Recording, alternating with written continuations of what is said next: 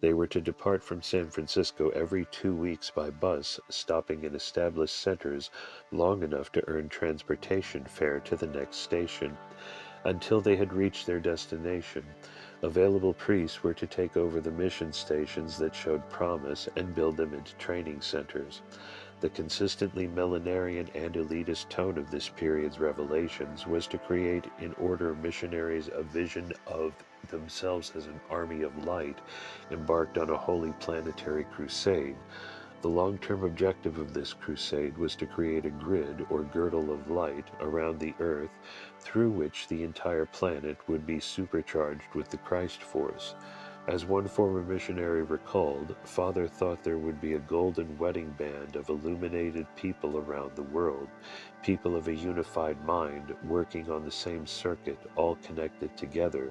These vibrationally attuned centers of light would prepare the earth in the last days for its coming illumination. The primary spiritual practice through which the attunement was to be accomplished was termed spreading the light, as explained by one ex-member. Wherever you were, you carried this light and it shined out. Whether through public classes, worship services, street patrols, or counseling, you made an effect, you changed something, you blessed something. In time, the Brotherhood's life-vowed members would establish a collective spiritual exercise that was synchronized between order centers worldwide. 3 times a week following evening prayers, missionaries would enter a meditative state and visualize the light of Christ expanding out from their bodies to a distance of about 3 feet from the skin. After this auric cleansing, they would see themselves linked with the entire Brotherhood over a very real network of light and energy. This part of the visualization was believed to strengthen and reaffirm the members' link with each other and with the White Brotherhood. In the next stage of the exercise, members were to visualize the Christ light spreading out to all members of races, breaking the idea of separateness and self-interest. The final step was to observe this light radiating from the order center throughout the city and to see the light going around the earth. The final visualization was understood as a psychic rewiring of the Earth's circuits in preparation for the tremendous upsurge of energy that would occur when the planet was raised into its illumined state. The tirelessness with which Blyton, through sermons, classes, and writings, reinforced in his students this vision of themselves as Christ's elite light-bearers cannot be overemphasized.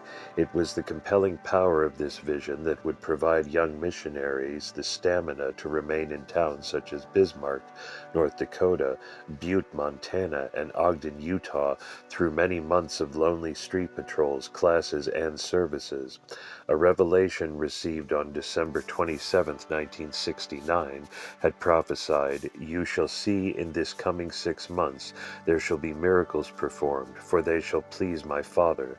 The exceptional progress made by the first wave of order missionaries in establishing the movement throughout the United States would likely have appeared to members as a fulfillment of this prophecy. By February 14, 1970, the Brotherhood had opened mission stations in San Jose, Reno, where John McCaffrey and Tom Steinfeld were in charge, Honolulu, and Maui, where Eric Fuchs was giving classes between islands by shortwave radio, Lincoln, Nebraska, Wichita, Denver, Des Moines, Boise, Idaho, Fort Worth, Springfield, Illinois, Louisville, Columbus, and Boston. Other teams were on their way to Ogden, Indianapolis, St. Louis, Phoenix, and Seattle. By the end of 1970, additional stations had been founded in St. Petersburg, Florida, Idaho Falls, Albuquerque, Portland, Oregon, Minneapolis, Kansas City, Memphis, Butte, Detroit, and Bismarck, making for an order presence in 29 locations outside San Francisco. The fact that most of these cities had universities was no accident. As one priest recalled, he, Blyton, was aware he was attracting young people. He was also aware of the fact that there was a greater openness where there were universities. The new mission stations were divided into 10 apostleships, each of which was headed by at least one master teacher. The missionaries had specific directives for establishing themselves in a city, as well as for organizing the station's daily regimen. Upon arrival, they were to find a suitable residence and a job. By no means were they ever to solicit funds. For personal inspiration, they were to read of the missionary journeys of the early apostles in the New Testament. After 3 months of quiet reconnaissance in ordinary street clothes, the missionaries were to begin teaching public classes and serving communion on Sunday mornings. Street patrols would also start at this time and would occur nightly between 8 o'clock and 11 p.m. The stated purpose of the patrols was to bring peace to troubled areas of a city and to provide healing, counseling, and guidance for all in need. Since Blyton had targeted young people as his most likely recruits, these patrols were often split between a town's ghetto districts and the bohemian neighborhoods near colleges. Male missionaries would go on these patrols alone and were to wear gray clerical attire with a red stripe down the center of their priest collar. Women missionaries were always to go out in pairs and to dress in black dresses, black shoes, and nylon stockings. While on patrol, the missionary was above all to maintain a state of consciousness that would emanate an atmosphere of peace and tranquility. He or she was to walk at a leisurely pace, greet the people on the street in a friendly manner, and remain emotionally detached when engaged in counseling. Blyton also made it clear that he did not want his disciples to preach to anyone. As one priest explained it, this meant that you weren't just trying to swing another dogma or a new set of rules onto people. The idea was that you were teaching or trying to help people see a reality of something. If it helped them to join your organization, that was fine, but you weren't trying to build a big church. The theory was you could continue to be a Buddhist or a Catholic, and maybe you'd go back into your church. Or as another priest maintained, we were not trying to bring people to the holy order of Mans or make ourselves a religion. Rather, members were taught that the sons and daughters of light would be drawn to the brotherhood like lost sheep who had suddenly heard their master's call. The missionaries needed only to carry the light and let those called come of their own volition. A 1971 revelation reinforced this belief. You become too anxious to bring members into the work and priesthood. They shall find you when you are on patrols. Be with me, and they shall find you, for ye then are the center of being. Help all, but seek not numbers, for they will seek you. The Brotherhood's non-proselytizing stance stood in marked contrast to the more assertive missionary efforts of such movements as the Unification Church, the Divine Light Mission, and the Children of God.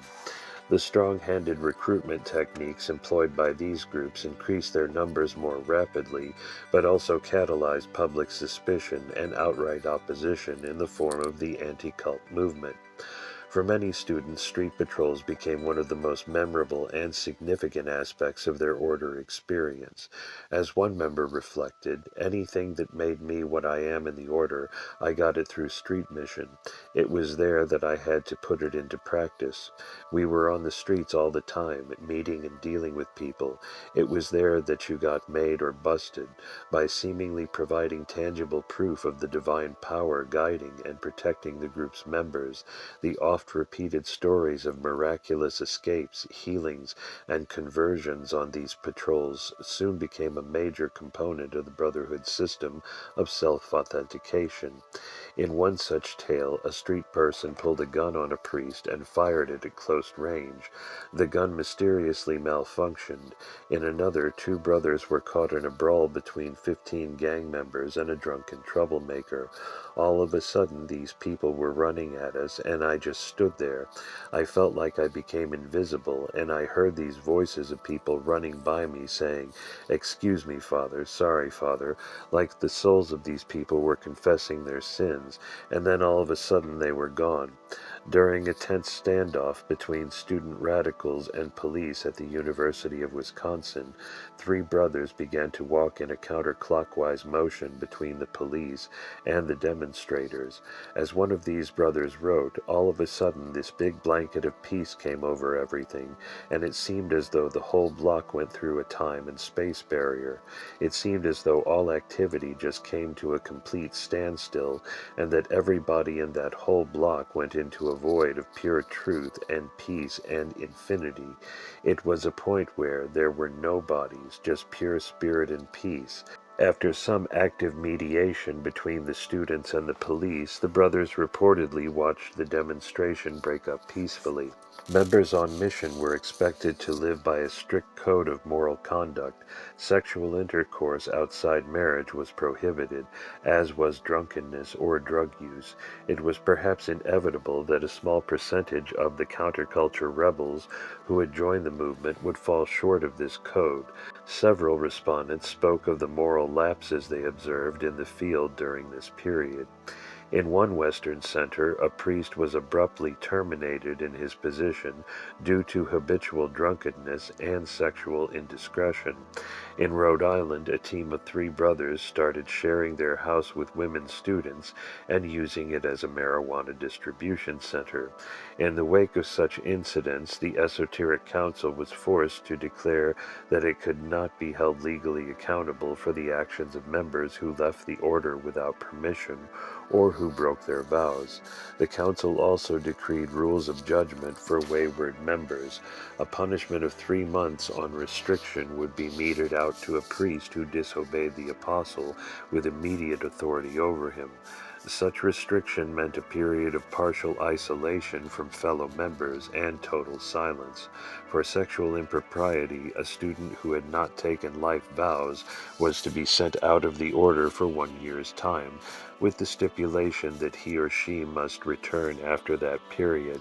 Life-vowed members who violated the group's code of moral conduct would be placed on 6 months restriction and required to take up common work outside the order. Official order policy stated that all sincere seekers were acceptable for entry regardless of race, religious background, or previous affiliations. The entry process itself was fairly straightforward.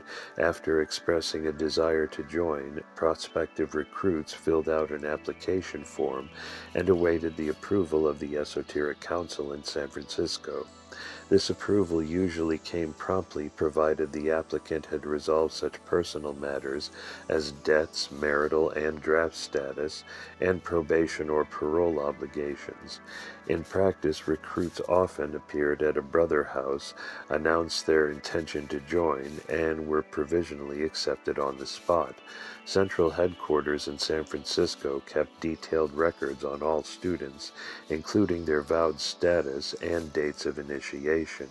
It also kept weekly enrollment figures, which allowed Blyton and the corporation staff to keep close track of the movement's nationwide expansion.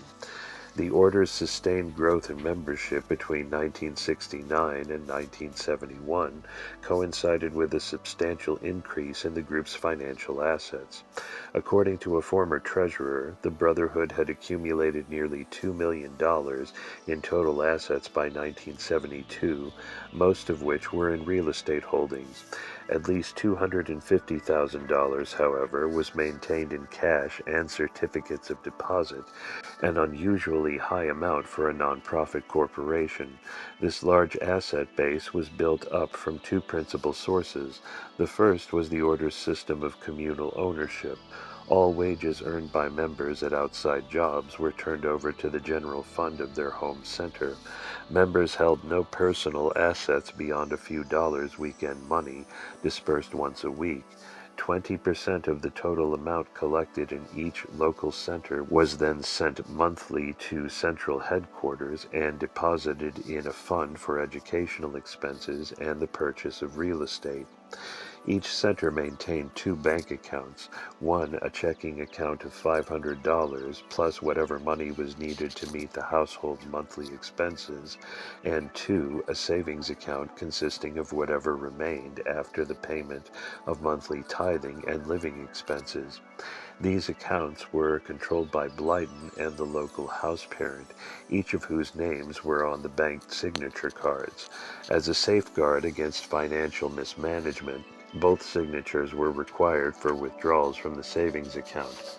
Any purchases of $200 or more required the approval of either the regional apostle or the National Board of Directors. Subsequent updates of the movement's bylaws gave the National Board authority to appropriate any surplus in a local center's savings account for the promotion and the educational purposes of the order. In addition, whenever a station closed, its savings account was immediately transferred to the movement's corporate account. Since no order member received a salary, and since food, clothing, and housing expenses were minimal given the Brotherhood's frugal lifestyle, a sizable asset base was soon established under this system. The second source of income for the order was donations, which were officially unsought but usually accepted if offered. Although incoming students were encouraged not to sign away large amounts of money before consulting with the corporation's treasurer, who usually put the money in a trust account, withdrawable at a later date if the student left, a minority of incoming novices began giving large sums to the movement. The amounts of these gifts reportedly ranged from $20,000 to $200,000. 10% of the donations received by a branch brother house was sent to central headquarters and set aside as an emergency fund to care for indigents who appealed for help. These monies in time would be used to establish new shelters for the homeless and for victims of domestic violence. As regional centers began to enroll students and to build up savings accounts, they received permission to buy permanent dwellings. After finding suitable properties, the local leaders would call in the president of the corporation for final negotiations. If an agreement was reached, central headquarters would make the down payment, and the regional center would be responsible for the monthly mortgage. The order's property purchases came during a period from 1969 to 1974, when the national real estate market was generally depressed. In many cases, the corporation was able to buy serviceable older houses for a low down payment and mortgage because the properties were in marginal areas of a city. After being extensively renovated by a local center's free labor pool, these properties often doubled in value. By the late 1980s, some of these houses were worth as much as 3 times their original purchase price. The Holy Order of Man's newsletter, which was to become a vital instrument of coordination and communication between the Brotherhood's far-flung centers, appeared for the first time on February 14, 1970. Its issues for 1970 provide a wealth of detail concerning the movement's month-by-month expansion, its developing internal discourse and self-representation, its challenges and setbacks, and the methods by which the group inserted itself into local religious economies. Each of these first issues contained an exhortatory letter from Father Paul or Mother Ruth, open letters from missionaries around the country, and announcements concerning marriages, ordinations, and new mission postings. The early HOOMs also contained transcripts of the largest revelation from the Master Jesus. This crucial feature reinforced the Brotherhood's belief that its every step was being guided and directed from the highest levels of divine authority. The letters from missionaries disclosed the extent to which a distinct community of discourse had already formed in the young movement. Story after story bore witness to the reality of the law of prayer in providing for members' material and spiritual needs, establishing contact with the Father's unlimited supply, and setting the proper patterns in the mind reportedly ensured that all needs were being filled. When these prayers did not immediately manifest, it was because the student had not used the tools properly, i.e., allowed doubt to creep in, or the time wasn't ripe. Every blessing or healing that manifested in a member's life was proof that the Master was faithfully guiding his or her work. Many were responding to the great call and beginning to open to the power and presence of the light of the Christos as the golden dawn unfolded. Nevertheless, all missionaries had to be continually vigilant lest the negation that was part of the mass mind, the collective thought forms of a particular locale, overwhelm them. While on street patrol, members needed to step out in faith and become pure channels of the Christ force so that the vibrations in a city with a dense mind might be raised. The 1970 HOOMs also included news items that appeared to corroborate Blyton's millenarian vision. To cite one example, an article in the May issue summarized the remarks of an Anglican archbishop to a meeting of Freemasons in Columbus, Ohio. The thrust of these remarks was that the future of the churches lay in reaching the young, serving the poor, and preparing for the dawning of a new age. Later articles would report on the ordination of women in mainline churches, the growing evidence of human psychic abilities, and the mass exodus of Roman Catholic priests and nuns. In keeping with the orders of ecumenism, the missionaries of 1970 made a wide variety of contacts with local churches, religious orders, and social service organizations. For example, friendly meetings were reported with officials from the First United Presbyterian Church of Wichita, the Divine Science Church of Phoenix, the Seattle Open Door Clinic, the Wayside Christian Mission in Louisville, where a brother was invited to preach a sermon, the Legion of Mary in Albuquerque, the Vedanta Society in Portland, Jesuits in Fort Worth, and numerous campus ministries. The few unfavorable contacts occurred with Roman Catholic priests who were disturbed by the order's Catholic appearance and heterodox teachings. In one instance, a Catholic priest, after serving communion to two sisters at a Newman Center in Wichita, discovered their non-Catholic affiliation and asked them not to take the sacrament again. The 1970 Whom letters also detail the content of the public classes offered in the movement's new mission stations. These 2-hour sessions drew material from the Order's Tree of Life curriculum, its Bible lessons and exercises, and its astrology and tarot courses. The Bible classes were billed as Mysticism in the New Testament or the Inner Teachings of Jesus the Christ. Most classes would include a reading from the lesson material, an impromptu interpretation of the lesson, and a question and answer period. After class, the participants were invited to stay for evening prayers. During these devotions, blessings and healings were reportedly administered as the Spirit moved. Blyton maintained his guiding influence over these missionaries through periodic telephone communications, general letters, and taped recordings of his classes in San Francisco. 2 letters sent out in 1970 give a good indication of the tenor of Blyton's concerns during this period. The first expresses alarm that many students were coming into illumination and realization without having properly learned concentration. This represented a serious danger in the director's view, because of the greatly increased power that the student's thoughts were believed to carry after these initiations. If the student had not learned to control his mind, all kinds of chaotic thoughts from the subconscious would begin to manifest around him. In addition, the student would not be able to pray properly for the benefit of others or receive guidance from the self. To remedy this deficiency, Blyton directed all members to spend at least 10 minutes each morning and evening practicing the special concentration exercises he was sending them. A second letter warned novices and first-vowed students of the deep despair that would assail them during their preparation for illumination. This black night of the soul would strip the aspirant of all personal pride and self-assurance. Like St. George of old, the initiate would have to destroy the self-created dragon of negativity so that the soul personality could be refined as it awaited the appearance of the golden dawn. Signs of this black night included restlessness, heightened self-criticism, a sense of futility, and a desire to run from the order. By pronouncing the special prayer he was sending every night for 30 days, a student could draw on the strength of the saints and masters who were ever willing to aid the aspirant in times of need. The HOOM letters speak eloquently of the heartening impact Blyton's taped classes had on the fledgling group of missionaries, and of this medium's efficacy in transmitting the director's charisma over long distances. One missionary, Gene Teitelbaum, had to play the first tape he received on a machine in a Des Moines music store.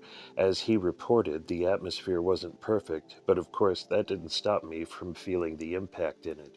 I could feel great power in the vibration of the tape reel as soon as I received it.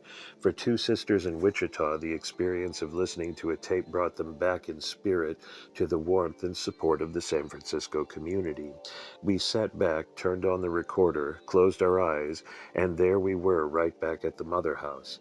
As the centers began to swell with recruits, the arrival of these taped communications became occasions of great excitement.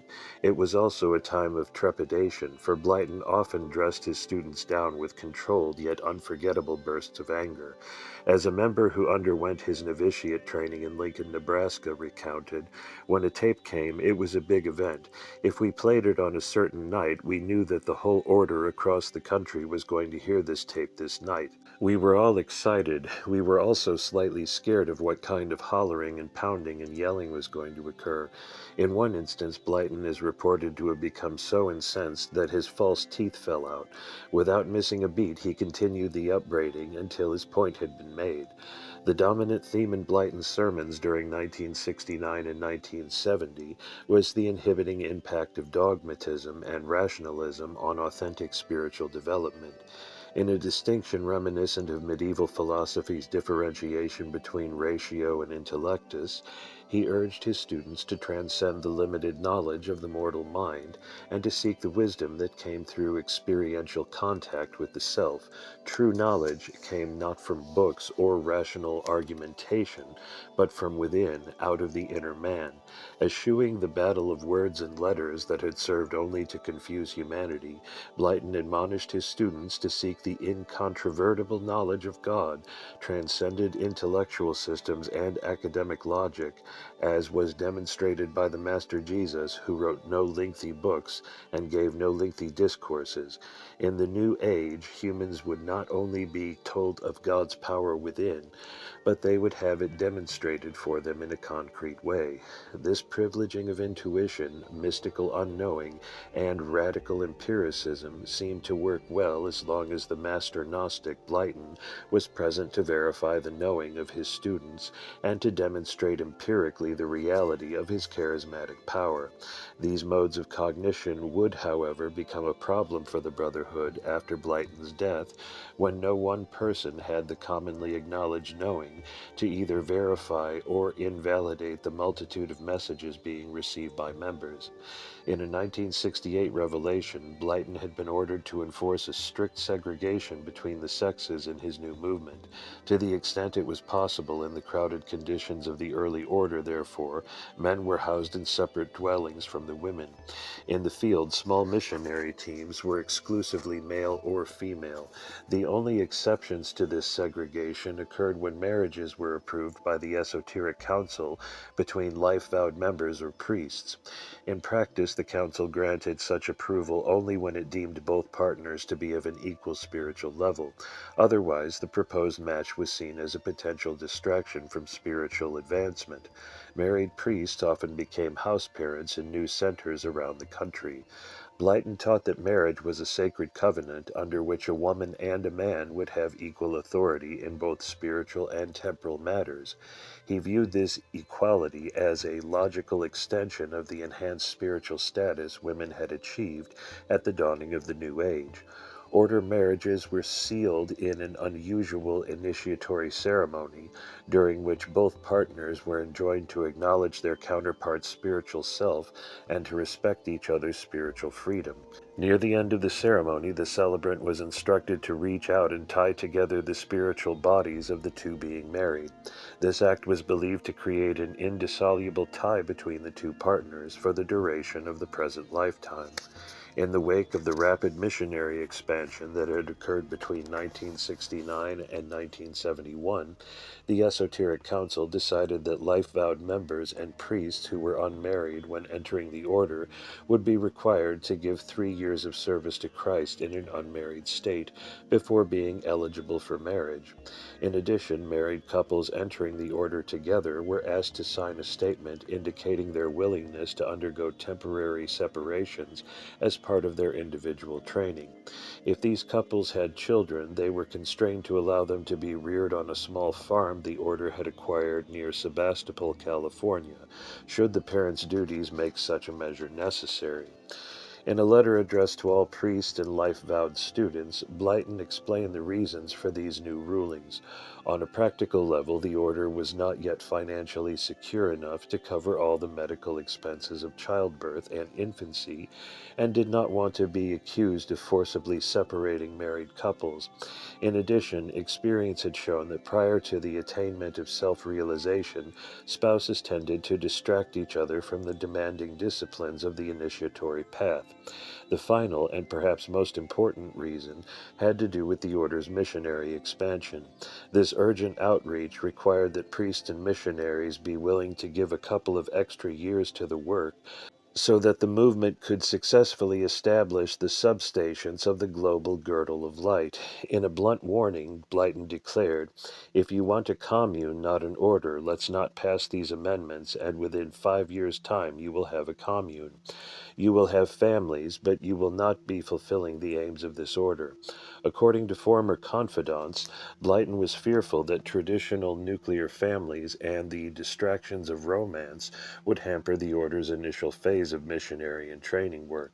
The movement was now expanding so rapidly that it was sometimes necessary to transfer members at a moment's notice to shore up fledgling centers or begin new ones. These missionaries were often forced to live without simple amenities for extended periods of time. Blyton believed that this mobile, ascetic existence was incompatible with the exigencies of normal daily life. Although, according to these confidants, Blyton was not anti-family or anti-child, he nevertheless discouraged marriages and the conception of children throughout his tenure as Director General. The fact that these new rulings did not generate significant controversy is probably due to simple demographics. The majority of members in 1971 were between 18 and 24, and thus not at a stage in the human life cycle when marriage had become a primary desideratum. These demographics would change later in the decade as this generational cohort reached its 30s, with significant repercussions for the group's identity and sense of mission. It should also be noted that the Council's restrictions on marriage and children were by no means unusual in the NRMs of the period. A large percentage of these groups, including ISKCON, the Unification Church, 3HO, and the Christian Yoga Church, either enjoined complete celibacy or allowed marriage only under highly restrictive conditions. Moreover, these movements' children were often reared in isolated retreat centers or in communal environments so that parent-child attachments were minimized and members remained available for missionary travels.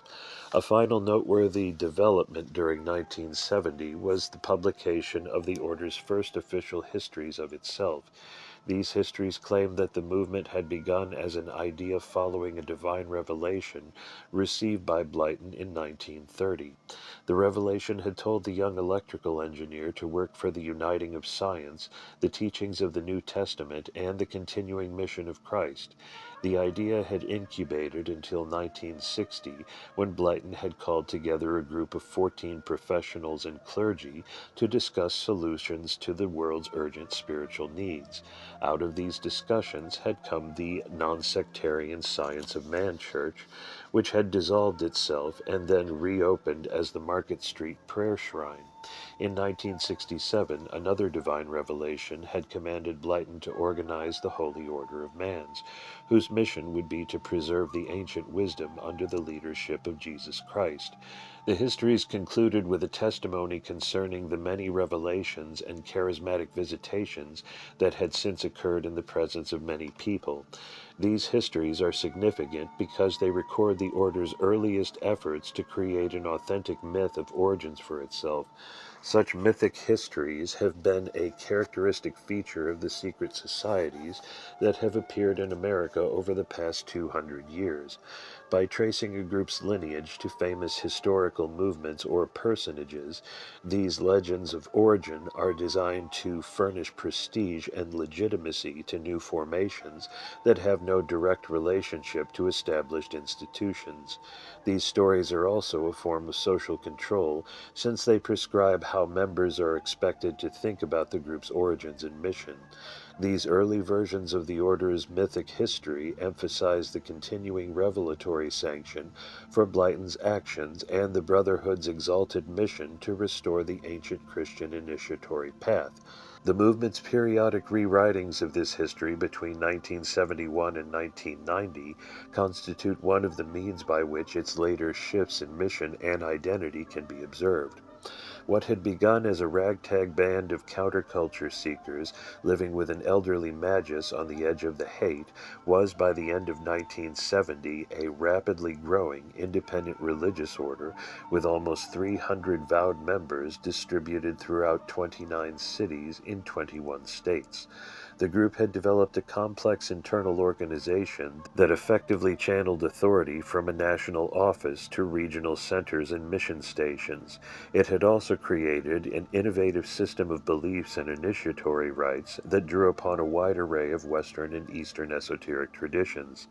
This melange of traditions had proved attractive to young adults who had left the mainstream religious communities of their parents in search of ecstatic experience and transformed consciousness.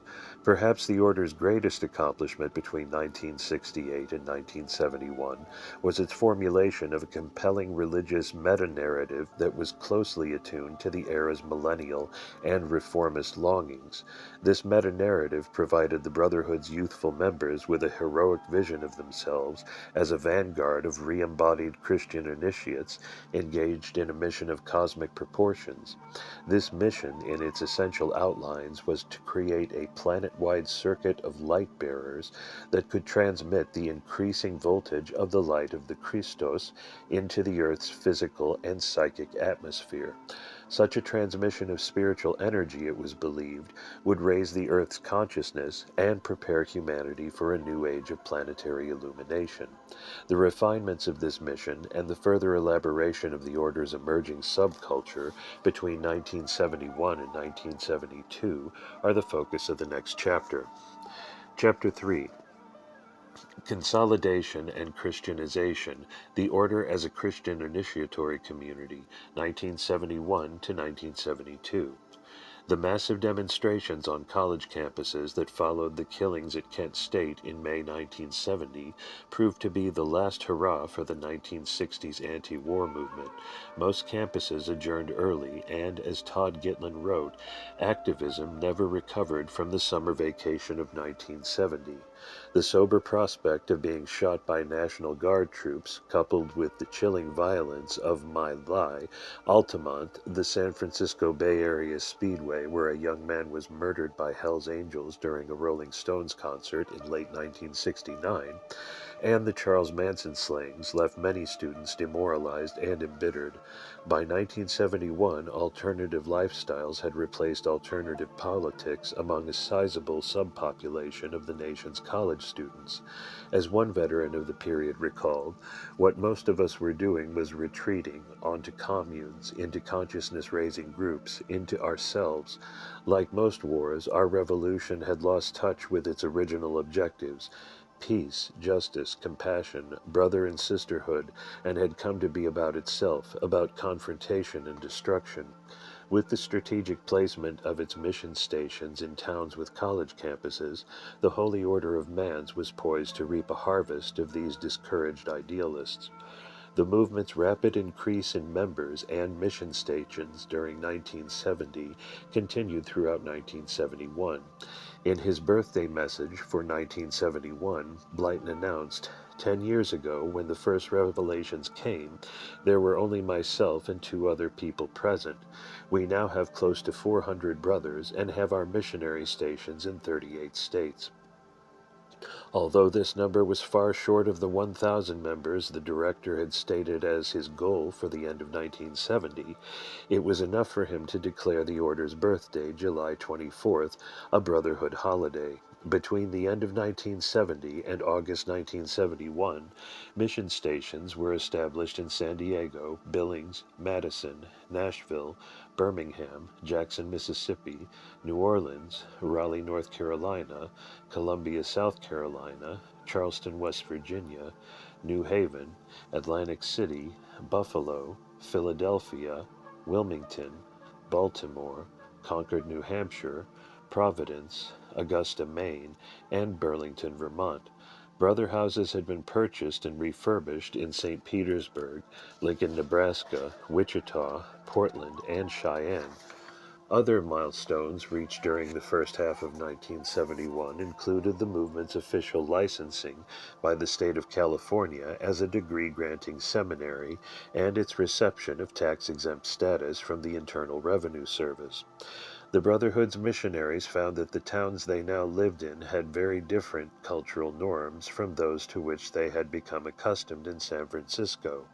One of the most striking of these was the reduced level of cultural experimentation, the corollary of which was fewer counterculture seekers available as potential recruits. A missionary in Boise, for instance, wrote that the town had no hippies at all because the county sheriff drove them out as soon as they came in.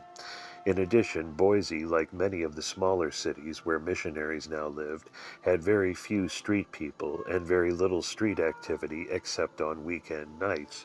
From Lincoln came the report that the town was one of the slowest places the brother had ever seen. In Cheyenne, a correspondent described the locals as hardy but of a very dense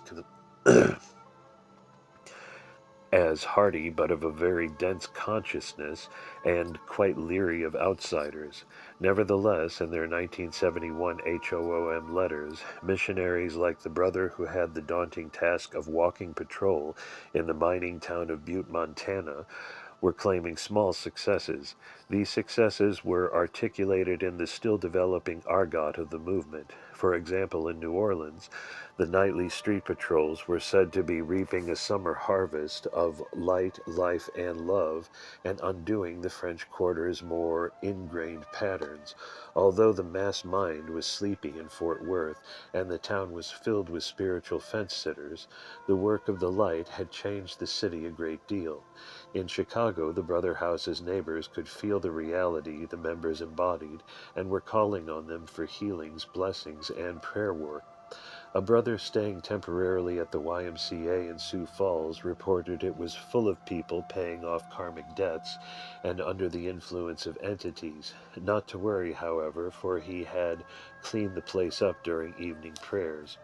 Still, the optimistic tone of these reports could not hide the fact that attracting recruits in isolated mission cities was a great deal more difficult than it had been in San Francisco. The average class size reported in the missionaries' letters was between 5 and 8, and all but the largest centers had recruited no more than 5 to 10 new members through 1971. What recruits there were came almost exclusively from the pool of discouraged student idealists mentioned earlier. These meager results, coupled with the absence of a large supportive community that consistently reaffirmed the members' new worldview, made defection a common occurrence in these early mission stations. This is not to imply that defections did not occur in the larger centers. As one priest recalled, people were always leaving from the beginning. They'd come in and stay as long as they could, and they'd spin right out the door. Some people didn't last more than 2 or 3 days. 6 months was considered a long-time stayer when I joined in 1969. Much of this turnover was probably the result of the Order's highly disciplined lifestyle. For many who had only recently left the relaxed, pleasure-oriented world of the counterculture, the personal changes demanded by the movement were simply too extreme. Although the exact numbers are not known, former officials confirm that probably one-half to two-thirds of the group's recruits dropped out before taking life vows. Of those who had taken the eternal vows of the priesthood, 12% had defected by the beginning of 1972, while 33% of life-vowed members had departed. By the end of 1972, of the 943 people who had enrolled in the order, 467 were still on active status, or roughly 50%. This rate of attrition, though common in the period's other NRMs, was a matter of great concern to Blyton. In a sermon delivered in December 1970, the Director General likened his anguish at the defection of his students to Christ's suffering at the desertion of his disciples. In a January 1971 general letter to all centers and stations, Blyton admonished his students to beware of false inner guidance from the psychic world that urged them to jump ship. The letter was inspired by a priest's untimely dismissal of a student who had received such guidance without closely examining its validity. For Blyton, this mistake had resulted in a lost opportunity to guide someone into the light. It was particularly sad because he foresaw the many heartaches and many disturbances that this person would go through before he found his way back into the fold. In the future, Blyton asked that he be sent a written statement explaining why a person wanted to leave the Brotherhood. Those who left the order without going through proper channels or who were expelled for disciplinary reasons were added to the banned list. This dubious status came to be greatly feared within the Brotherhood, for it was widely believed to constitute a willful rejection of the light of the Christos and a self-imposed exile of the soul into outer darkness. In later years, the Esoteric Council would tell such defectors that they were destined to pursue a pointless mission for the rest of their lives. When you left the order with that around your neck, one former student reflected, you knew it.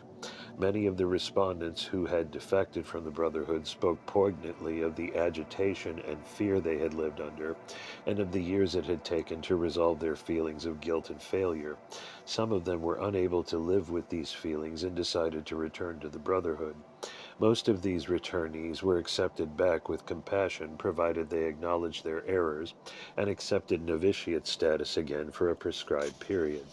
Several top members of the order's hierarchy had already departed by the early 1970s because of disagreements with Blyton over the movement's general policies and direction. Orrin Grant, Blyton's oldest student and first ordained priest, left in 1968 after a dispute over the group's curriculum. James Taylor, another early priest, defected in 1969 and founded a derivative movement, the Order of St. Germain. This esoteric brotherhood, which never spread beyond Northern California, was the first of at least 5 order splinter groups that would be established over the next 20 years. The most wrenching of the early departures involved Matthew Lipa, a priest whom Blyton had ordained into mastery in July 1968. During 1969, while Lipa was the house father at 910 Steiner Street, Blyton announced his intention to revive the order's vow ceremony so that a member's commitment would be lifelong. Prior to that time, commitment was understood to be only until a person had reached spiritual maturity. At that point, initiates were believed capable of serving God without any structures, in whatever way they saw fit. Lipa argued strongly against the vow ceremony's revision, and when Blyton refused to reconsider, he led his household in a revolt against the measure. The Director General, who tolerated no challenge to his authority, removed Lipa from his position as housefather and sent him on mission to Hawaii. Within a short time, the priest had left the movement altogether.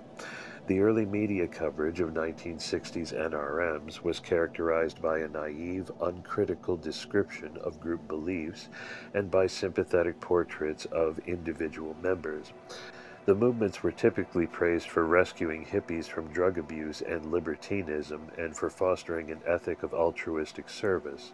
Although this non-hostile treatment would soon begin to change, the American anti-cult movement emerged in 1972 with the formation of Free the Children of God.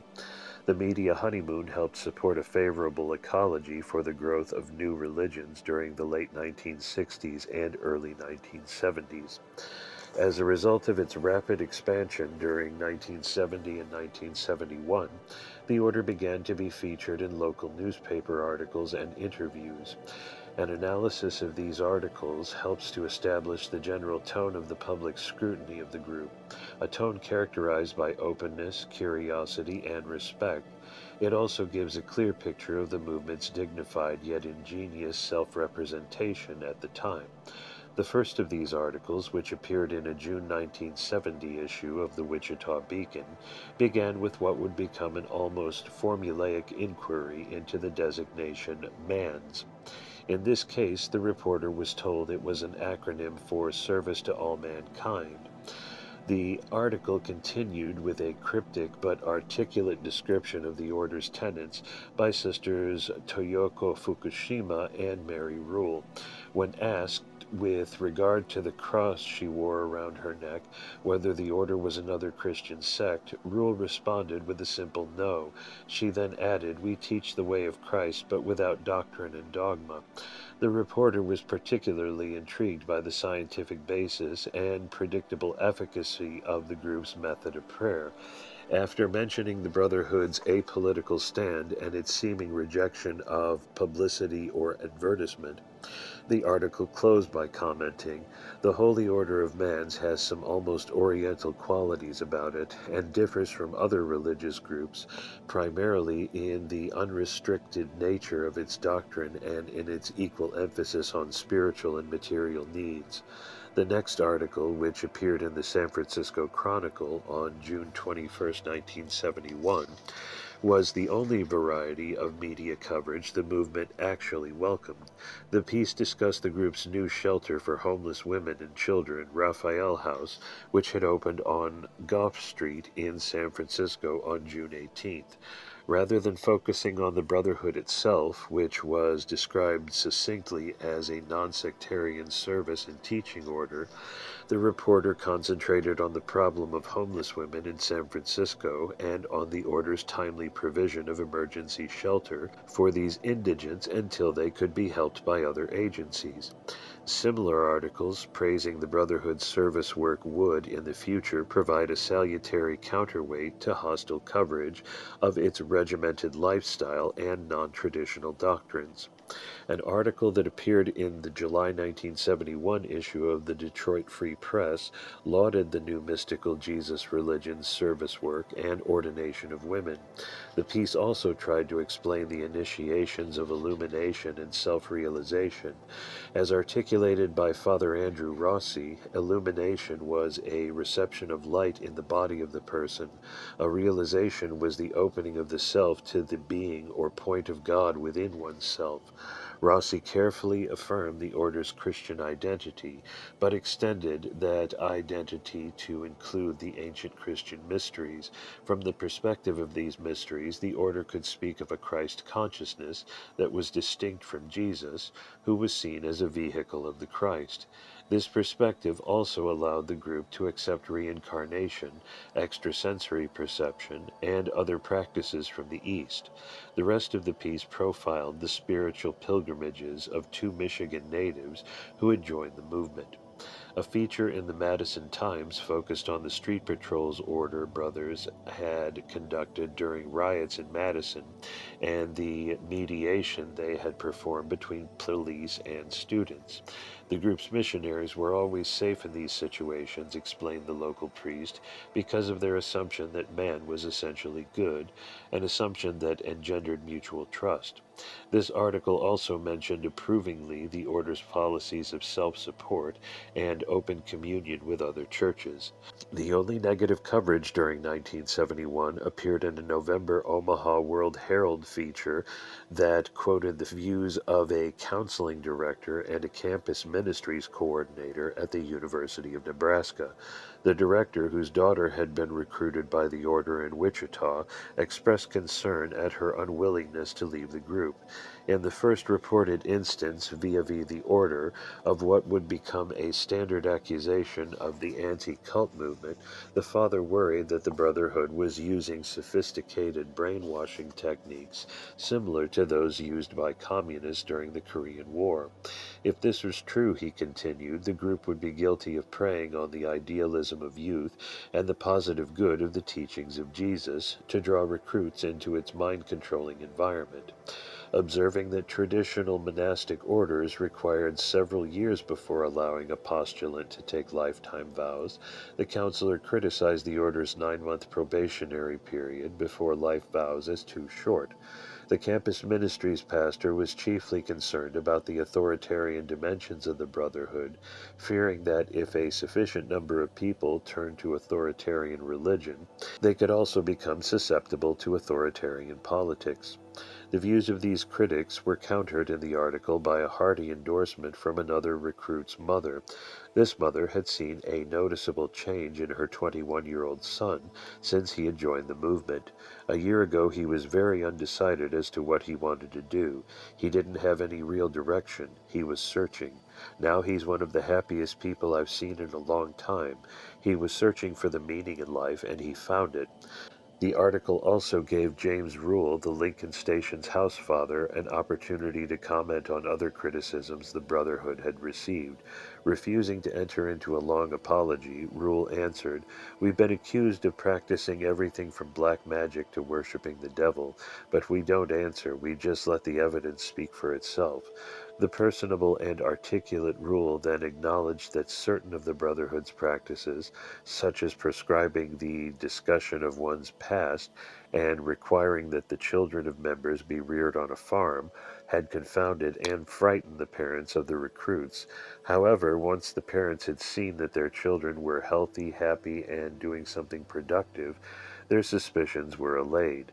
The regulation concerning children, Rule added, was adopted to allow the parents to do their work. It had no ill effects on the children, who were raised in a loving atmosphere with specially trained brothers and sisters. Later, Rule elaborated on the negative publicity his center had received during this period. Much of it, he claimed, had been orchestrated by the parents of several recruits who had left the movement in Lincoln. In one case, a defector's parents had come to the center and demanded to search for their son's possessions. As Rule had never met this student and had no idea of his whereabouts, he refused their demands. The parents subsequently sued for damages, and the order settled out of court for $500. This form of resolution became established practice in the movement, which decided it was better to avoid the negative publicity that would result from public lawsuits. In a message he received on April 29, 1971, Blyton was warned against becoming excessively sensitive to external criticisms. Seek not to be conformers except as in a good thing to do. When you go into high places or into the presence of the theologian, do not expect from the outer side acceptance, but know ye that the host and myself shall strike with a hot iron, and shall seal and sear the calluses which are upon their souls, and the living fire shall take its toll on bringing them to life again. Go now in peace, and seek not the acceptance of men, but only the acceptance of my Father and the Christos. Nevertheless, the director felt compelled by the increasing media scrutiny to refurbish the order's public image and to restate boldly its goals and revealed priestly authority. The first attempt to accomplish these objectives appeared in a May 1971 apologetic letter sent out to the world at large. The letter began with a repudiation of all past wars and persecutions waged on the grounds of theological disagreements. These battles between Christians, Blyton maintained, had been tolerated by the churches and had brought this world into a state of chaos and war. The order had no interest in these theological debates and would limit itself to teaching how a person might be healed by the power of God and how he or she might gain an abundant supply of the fruits of the earth. The movement acted, Blyton continued, on the simple directives of Christ to feed the sick and the hungry and provide them with shelter. As for the order's apostolic rights, they were received, as were those of Paul and many other churches, through revelation. Blyton finished his apology with the declaration, "And if this is not sufficient, let me add this little bit to it. I am Paul, and I have come back to bring the churches of Christ together. I am not here to change religions, but to manifest in reality the actions of a Christian." This opening salvo, which reaffirmed the order's restorationist mission, revelatory foundation, and service ethic, was reinforced in two 1971 promotional brochures. The introductory section of these booklets emphasized that the movement was a non-denominational, non-sectarian holy order carrying out an active ministry in accordance with the directives of the Master Jesus, received through revelation and direction found in the New Testament. The group was by nature Pauline Catholic because it followed the works of Paul as he brought the churches together in the first century of Christianity. The Brotherhood's mission was to be an instrument of Christ vowed to fulfilling a divine edict to prepare the world and its people for the new age. Its key word was service, both to the Creator and to all humanity. To provide this service, the Brotherhood had established teaching centers, street patrols, and aid stations. The teaching centers provided an environment wherein a student could receive the training needed for spiritual growth. With effort, the student might attain to a realization of the God self and freedom from all earthly bondage. Candidates for admission, the brochures continued, were welcomed regardless of race, creed, or previous religious affiliations, provided they were found to be sincere in their search.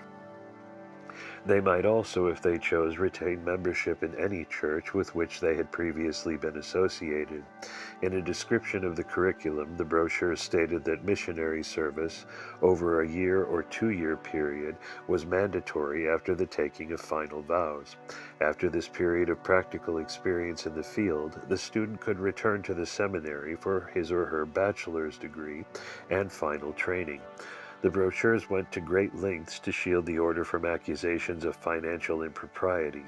They stated that no person in the Brotherhood received a salary and that its maintenance was entirely financed by the labors of its members, who donated their earnings to the common fund. In addition, the movement's books were open to any competent and authorized investigator and were audited yearly by a certified public accountant. These publications also announced the creation of 2 new organizations, an Order of Discipleship and a Christian Communities program. The Order of Discipleship was for those who wished to study the movement's teachings, but who could not enter the common life of a brother house.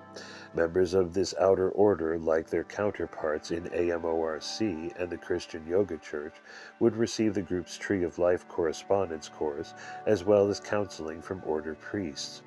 The Christian Community Program was designed for families interested in following the pattern of life taught by the Apostle Paul in the 1st century after Christ.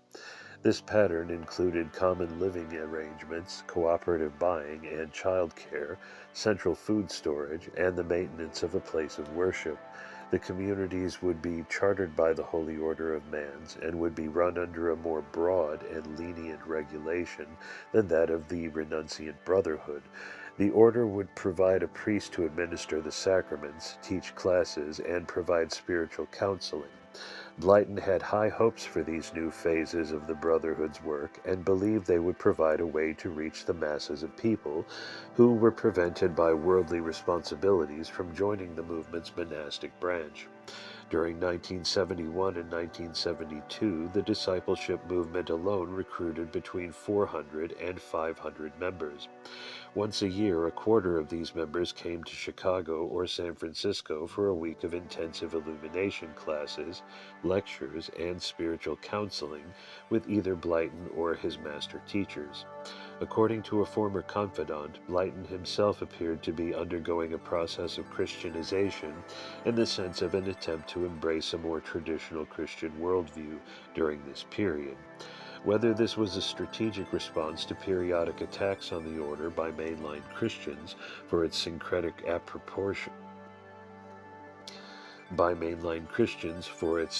appropriation of non-Christian traditions, or whether it was an interior change within Blyton himself, is unknown.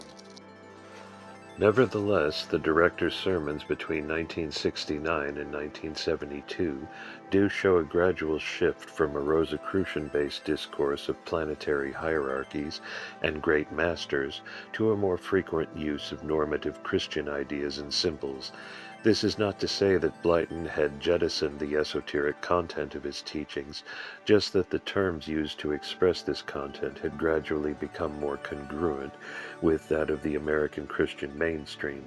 Most of Blyton's sermons during this period, for example, used a reading from the New Testament as their starting point. This reading was then interpreted according to the director's restorationist, millenarian, and initiatory vision.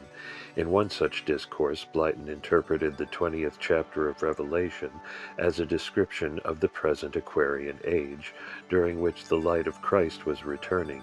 Seen in this way, the chapter was a prophecy of the order itself, for the purpose of the order was to bring the reality of the great light within back to the churches, most of which had lost sight of its existence. In interpreting Christ's declaration to the Pharisee Nicodemus that he must be born again, Blyton asserted that these words were not to be understood from the standpoint of evangelical Christianity, but from a state of reality. Rebirth was a realistic process, for when the light of Christ was allowed to come within a person, his or her body and ways of thinking would change. When Jesus had spoken of the grain of corn that must fall to the ground, according to one sermon, he was referring to a great solar initiation that had been experienced by people of all religions. In this initiation, a person sacrificed the desires and dreams of the outer personality, so that the kernel of the self could bear fruit in an immortal body of light. In his 1971 Easter homily, Blyton asserted that just as Jesus rose on this day and brought forth the truth of the great initiation, so too, in this day amongst the apostles of this order, Blyton was laying down the way of truth for the completion of Christ's work on earth. In the dawning new cycle of the Christ light, a great regenerative power was being released which must be shared in the coming year with those in the bondage of the flesh. As the order became more established, this eschatological vision took on a realized quality, the proof of which Blyton maintained was visible in the faces of the brothers and sisters. As the director declared in a September 1971 sermon, "This is the day of the new heaven and the new earth. This is the day of his coming, and we are seeing the reality of what is happening on all sides of us." Another indication of the movement's increasing appropriation of Christian traditions could be seen in its intensified observance of Lent. In sermons and letters, Blyton admonished his students to attune themselves to Christ's sacrifice through special Lenten fasts and devotions, and to walk with him through the cosmic drama of Golgotha. Easter itself became a day of joyful celebration in the order, and important new directions would often be announced at this time. In one such Easter message, the Master Jesus reaffirmed the order's restorationist and millenarian vision. "You, in this holy order, are performing a duty and a service to mankind very similar to that which I so desired to do in those days. For as I had appointed my apostles, so likewise are your apostles being appointed, and being appointed by divine means. Many shall come into the light, and more will seek you after this Easter. As you have advanced in your work, and as you cover more of the earth, more of the host will work with you, and greater miracles will be performed. Yes, I am gathering my elect, and they shall form a great light, and that light shall light the way of man and the way of the churches." The Brotherhood also began to increase in its use of conventional Christian iconography in the period's HOOMs. The cover of the January 1971 issue, for example, carried a traditional picture of Jesus floating in the clouds and streaming light from his hands. The Lenten issue, in a second instance, had a Catholic painting entitled Christ in Gethsemane on its cover, while the Christmas issue, in a final example, featured a drawing of the Madonna. Although this traditional iconography did not wholly replace the movement's esoteric symbology, it did become the group's preferred artistic style during the mid-1970s. Additional evidence of the group's move toward a more normative Christian self-presentation can be found in Blyton's general letter of September 1971. This letter proscribed the teaching of Eastern meditations and chants in public settings unless such methods had been expressly approved by the Education Department. The only Eastern chant that was approved for public instruction was the Om, since members had been given explicit training in its proper use. Although Blyton claimed he did not want to censor teachings that could help a student find the light of Christ, he nevertheless deemed it necessary for the good of all that the orders stay within the Western world's teachings and those of the Lord Jesus. A final instance of the group's increasing Christianization appeared in 1972. During the late 1960s, students had often come into the higher initiation spontaneously before being baptized. When this occurred, the student was assumed to have already experienced a valid baptism, making its repetition unnecessary. In May 1972, however, a revelation ordered all members who had been illumined but not baptized to undergo this initiation, regardless of present status. Although one informant believed this directive was related to a movement-wide increase in psychic interference, it is also possible that Blyton, in response to criticism he had received from mainline Christian clergy, simply wanted to ensure that all of his students had undergone this foundational Christian rite.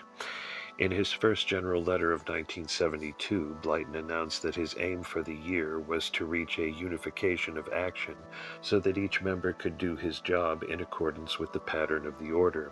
This refinement and consolidation of the Brotherhood's institutional structures took place in three different dimensions of activity. The first dimension was education. Seminaries in both San Francisco and Chicago instituted a more formalized training of candidates for the priesthood, and missionary centers established a more programmatic instruction for novices and first vowed students. Three personal stories from this period portray these refinements in the order's curriculum. Ligeia Borgia, who was profiled earlier, had not been able to take first vows because of her unresolved marital status. This problem had reached a crisis when Borgia's husband came to visit her at 20 Steiner Street and attempted to remove her forcibly after being informed of her intention to divorce him. Amid screams and threats, Blyton rushed down the stairs, lifted his hand, and commanded the enraged man to release his wife. As Borgia recalled, just as he said that, I felt the energy leave Rick and his hand just slid out of my hand. He was in a total daze and walked across the street and sat down on the curb. Blyton decided that Borgia would have to resolve her marital status before she could take first vows, and arranged accommodations for her at the Carlton Hotel while her divorce was being finalized. During this time, the young woman's Catholic parents came to investigate the order and were personally treated by Blyton to meals at the Brother House and tours of San Francisco. The Director General answered their questions concerning dietary and health standards in the Brotherhood, and even blessed their marriage of 25 years. The couple were so impressed with the community that Borgia's mother decided to be baptized at a mission station in San Diego. Within a short time, she had become a regular participant at the mission's Sunday worship services. By the beginning of 1972, Sister Frances, as Borgia was renamed, had taken her final vows and was in training for the priesthood. This training involved classes with Blyton and the study of such texts as the Priest Teaching Manual, the Philosophy of Sacramental Initiation, the Sacramental Handbook, the Travels of Paul, and Paul on Preaching. The classes walked the trainee through the proper performance of sacramental rites and gave suggestions for the effective delivery of sermons. The candidates were told that as New Age ministers and teachers, they would be instructed in the ancient mysteries and prepared to go behind the veil of earthbound consciousness. After ordination, they would have left one world and gone into another. From this new level of functioning, they would engage in a kind of shamanic soul travel during which they would enter a meditative state, leave their physical bodies, move towards sleeping students, and engulf them with a curtain of light. This work would remove blockages after a student's psycho-spiritual system and prepare him or her for the influx of energy believed to occur at the illumination. The prototype for this spiritual activity was Blyton himself. It was commonly reported by order missionaries, for instance, that the director would appear in their houses at night to administer healings and initiations. Although a priest who was trained at this time denied that Blyton taught astral travel directly, earlier students reported otherwise. According to one, the students would form a circle around their teacher, enter a meditative state, and travel with him above the city. Whether Blyton actually engaged in this shamanic training or not, such phenomena as spirit visitations and soul journeys were consistent with his esoteric worldview. It is therefore credible that his students would have felt that they had experiences of higher worlds while working under him. At times Blyton took Borgia privately into the chapel to do kundalini work. This involved his putting one hand on the base of her spine, the other at her neck, and asking that she allow herself to experience the highly charged energy moving along her spinal column. Borgia was also taught that she could heal people's karmic blocks by setting up compensatory etheric patterns that would neutralize past conditions. These karmic blocks could reportedly be identified as streaks within the student's chakras. The next phase of Borgia's training occurred under a master teacher who taught her to conduct the group's full moon, new moon, equinox, and solstice rituals. These mystical rites used elements of Masonic and Rosicrucian temple ceremonies, including archangelic invocations, special regalia, a lighted candelabra, an altar of incense, and the symbology of the four directions to celebrate the Earth's regenerative cycle. Participants in these nocturnal rituals believed they were entering a sacred time of initiatory power and joining in a kind of cosmic communal worship with the White Brotherhood and the archangelic hosts. Since only life-vowed members could attend the ceremonies, they became a time of especial celebration of the Brotherhood and of the solar path of initiation that had been opened to humanity under its auspices. 2 days before Borgia's ordination, she was placed in seclusion in an upstairs room at 910 Steiner Street and fed only fruits and vegetables. After the ordination ceremony itself, she claimed to have experienced a qualitative alteration in her awareness. I truly wasn't the same person. It was beyond words, just experiencing a whole other dimension. As she sat down with Blyton and the other priest for a celebratory meal, she reported feeling that she was now on the other side of a veil. I saw it, I sensed it, and I experienced it. It was like they, the brothers and sisters, were far away in another world, like being able to communicate with someone on television. They talk to you and you talk to them, but they're in there and you're out here. Reverend Frances also discovered that her work was now 24 hours a day. It just happened naturally after ordination. I was busy taking care of the novices. I would just leave my body and be doing whatever work there was to be done. I was awake, but my body was sleeping. I was aware that I was not sleeping. That awareness was there on call to pray, to administer blessings, to be watchful. As the number of order priests increased from 22 at the end of 1969 to 106 at the end of 1972, they became a kind of princely hierarchy, one step removed from the rank-and-file brothers and sisters. They would eat and sleep in separate quarters and were often not required to work at outside jobs, especially if they were the heads of mission centers. The preferential treatment they received and the abuses of their privileges that sometimes sometimes ensued, would become a source of resentment and estrangement throughout the Brotherhood in later years. Dana Fox, a second example, was reared as an only child in a middle-class Omaha neighborhood. Although his parents were not members of the Lutheran Church, he attended Sunday school at a local Lutheran congregation and was confirmed as a teenager.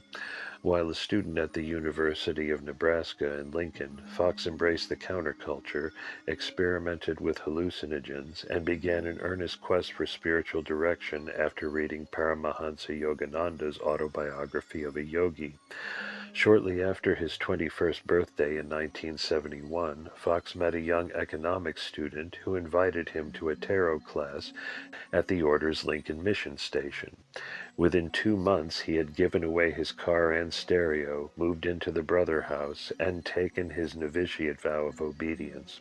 The small 2-story mission station was run by 2 life-vowed brothers from San Francisco, who exercised complete authority over the center's daily operations. Fox slept in a cramped second-floor bedroom with 6 other novices. They shared socks, underwear, and other clothing. When 5 more novices joined a few weeks later, they were forced to camp out on the floor or the living room couch. All novices were restricted to the house for the first month, after which they were allowed to work at outside jobs. The center's daily regimen was a patterned alternation between ritual observations, spiritual exercises, and manual labor. Members rose at 5:30 a.m. and went to the chapel for communion at 6:15. Following breakfast at 7, they left for their outside jobs. Fox found a job helping to computerize a cross-reference directory. When they arrived home in the late afternoon, the brothers would shower, prepare a communal dinner at 6 p.m., and scramble to clean the kitchen before evening classes. The classes drew upon the material from the Tree of Life lessons and sometimes included audio tapes from Father Paul. At 10 p.m., the entire household would enter the chapel for evening prayers and meditation. Within 3 months, the 2 brothers in charge had been sent back to San Francisco for advanced training, and a priest was running the Lincoln Center. One evening after class, the priest turned to Fox and declared, "Tonight's the night for you." The student was ordered to wait in the living room while the rest of the household prepared the chapel for his illumination. As Fox later described the experience, "I went upstairs to the chapel and they had the 7 candles on the altar set up. I went to the law triangle and knelt. Reverend Jim performed the Mass of the Christos ritual, and I felt heat at the top of my head, a lot of light and power. I slept on a blanket in the chapel that night. I knew something had happened. I felt my face begin to change. It was like my spiritual body had been rearranged on the other side. It was definitely a step up in attainment. I felt more strength and knowing, and it showed. It was real." This experience, coupled with the disciplined lifestyle at the mission station, engendered in Fox that he later remembered as a powerful reconstruction of his personal identity. Whereas before joining, he had been a naive, scared kind of person, a very young 21, he now felt empowered, confident, and completely dedicated to the Order's planetary crusade.